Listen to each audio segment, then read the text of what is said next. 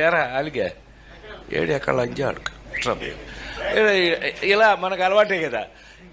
సత్యంగా నిన్న నేను ఎన్టీఆర్ అవార్డు తీసుకోవడానికి విజయవాడ వెళ్ళాల్సి వచ్చింది. చప్పట్లు కొట్టరా?